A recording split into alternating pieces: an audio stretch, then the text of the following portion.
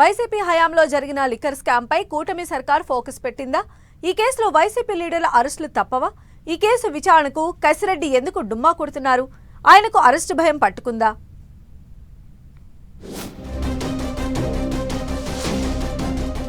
ఏపీలో రాజకీయంగా అనూహ్య పరిణామాలు చోటు చేసుకుంటున్నాయి. వైసీపీ హయాంలో మద్యం స్కామ్ జరిగిందంటూ కూటమి ప్రభుత్వం విచారణకు ఆదేశించింది. ప్రత్యేక సిట్ ఈ విచారణ కొనసాగిస్తోంది. ఈ వ్యవహారం మొత్తం కసిరెడ్డి రాజశేఖర్ రెడ్డి చుట్టూ తిరుగుతోంది. సిట్ విచారణకు రావాలంటూ కసిరెడ్డికి ఎన్నిసార్లు నోటీసులిచ్చినా ఆయన కంటిన్యూస్ గా డుమ్మా కొడుతున్నారు తప్ప విచారణకు వచ్చిందే లేదు. అధికారులకు ఎదురుచూపులు తప్పడం లేదు. బుధవారం విచారణకు రాకపోవడంతో మళ్లీ నోటీసులిచ్చారు అధికారులు. మరి ఈసారైనా కసిరెడ్డి విచారణకు వెళతారా? ఒకవేళ వెళ్లకుంటే సిట్ అధికారులు ఏం చేయబోతున్నారనే ఉత్కంఠ మొదలైంది. కసిరెడ్డి కోసం బుధవారం మధ్యాహ్నం వరకు సిట్ అధికారులు ఎదురుచూశారు. కసిరెడ్డికి ఫోన్లు చేస్తే ఆయనకు చెందిన ఫోన్లన్నీ స్విచ్ ఆఫ్ గా ఉన్నాయని పోలీసులకు సమాచారం అందింది. కసిరెడ్డికి నోటీసులిచ్చేందుకు వెళ్లిన సమయంలో కూడా హైదరాబాద్ లో ఆయన లేరని అధికారులు గుర్తించారు. దీంతో ఇంటికి నోటీసులంటించి ఆయన బంధువులకు కూడా నోటీసులిచ్చారు పోలీసులు. ఇంతకు ముందు 2 సార్లు నోటీసులిచ్చినా కూడా ఆయన విచారణకు హాజరు కాలేదు. కసిరెడ్డి రాజశేఖర్ రెడ్డి నివసించే జర్నలిస్టు కాలనీలోని ఇంటికి సిట్ అధికారులు మార్చి 25న మొదటిసారి నోటీసులు పంపారు. అదే నెల 28న విచారణకు రావాలని ఆదేశించారు.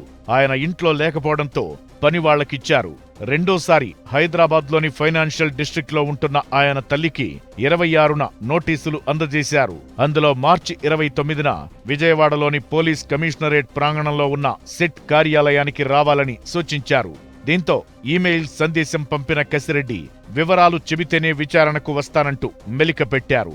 సాక్ష్యం చెప్పేందుకు రావాలని సిట్ బదులివ్వడంతో ఇందులో తనకు ఏ సంబంధం లేదంటూ ఏపీ హైకోర్టును ఆశ్రయించారు. దీనిపై విచారణ జరిపిన హైకోర్టు సిట్ నోటీసులకు చట్టబద్ధత ఉందని, విచారణకు సహకరించాలని స్పష్టం చేసింది.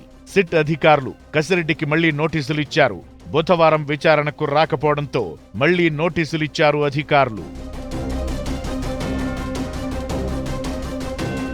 వైసీపీ హయాంలో వేల కోట్ల లిక్కర్ అవినీతి జరిగిందని ప్రతిపక్షంలో ఉన్న సమయం నుంచి టీడీపీ ఆరోపిస్తోంది. కూటమి ప్రభుత్వం ఏర్పాటు తరువాత ఈ వ్యవహారాలపైన విచారణకు ఆదేశించారు.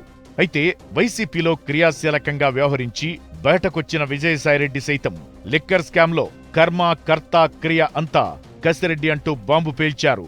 ఈ కేసులో మరింత సమాచారం అవసరమైన సమయంలో ఇస్తానని చెప్పుకొచ్చారు.